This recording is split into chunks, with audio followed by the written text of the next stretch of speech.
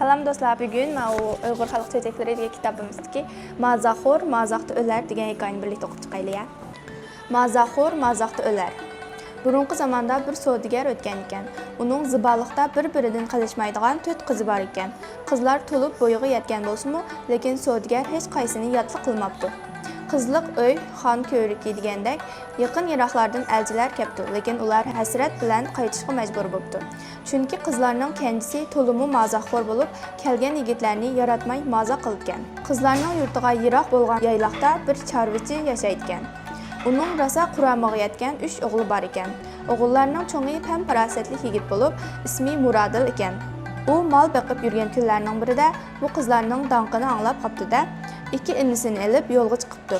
Ular 3 kunlik yo'lni to'p-to'g'rab 1,5 kunda besib, tush bo'lay deganda manzilga yetib kelibdi va o'zlarini tuzashtirib, savdogarning qo'rosiga qadam besibdi. Uyda savdogar yo'q ekan.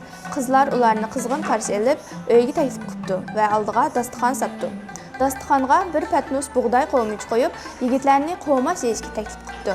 O'zlari dasturxonga kelib, noz bilan o'ltirishibdi. Qizlar yoqsidan birdan yingni chiqarib, bug'doy qo'michini yingni bilan sanjib ilib yeyishga boshlabdi. Yigitlar dastlabda bu ishdan hayron qolibdi. Keyin qizlarning chiroyli takliflari bilan qo'mashni uchumlab ilib yeb, hayt-huytigacha patnusni bekorlab qo'yibdi.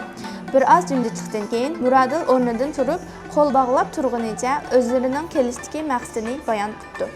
Qizlarning cho'ngi adab bilan o'rnidan turib, "Amdala obdan" deb gap boshlab bo'lguncha, hilqi mazaxo'r kanji qiz miyiqida kulib, "Voy bo'ldi-yay, sizlar bakmi oshko'z, to'yimg'ur ekansizlar. Biz sizlarning xilinglar emas. O'z xilinglarni sahrodagi do'tayning po'tidan tepelanglar" deb gapni uzibdi. Ochilari bo'lsa levini tishlab yerga qarashga majbur bo'libdi. Cho'ng umidda kelgan yigitlar bu gapni anglab kelganiga pushaymon qilibdi. Bulutmu Muradil inilarining oldida bakmi xijil bo'libdi. U un-tinsiz chiqib ketib, oshxonadagi qozonda bir to'rpaqning kalla pachiqi quruqlab qaynayotganligini ko'rib qopdi-da, darhol kallasiga bir aql kelibdi. U inilarini uyning orqasiga boshlab kelib, "Inilarim, bizni mazoq qilgan shu mazaxo'r qizni bizmi rosa kelishtirib bir mazoq qilib qo'yaylik" debdi. Va inilarini ostag'ina oshxonaning o'g'zisiga boshlab chiqibdi. Ular tunglikdan oshxonaga qarab o'ltirishibdi.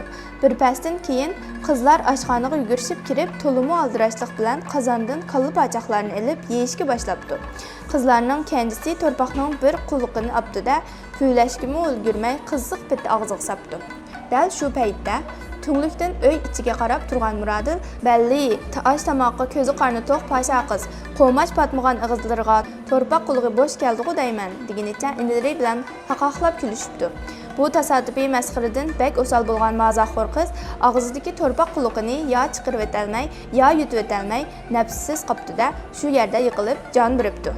Keyingi kunlarda Muradil va uning inilari savdogarning qolgan 3 qiziga uylik o'choqliq bo'libdi va umrining oxirigacha baxtli turmush kechiribdi. Mazaxo'r, Mazaxda o'lar degan maqol ana shuningdan xalq ichiga tarqalgan ekan.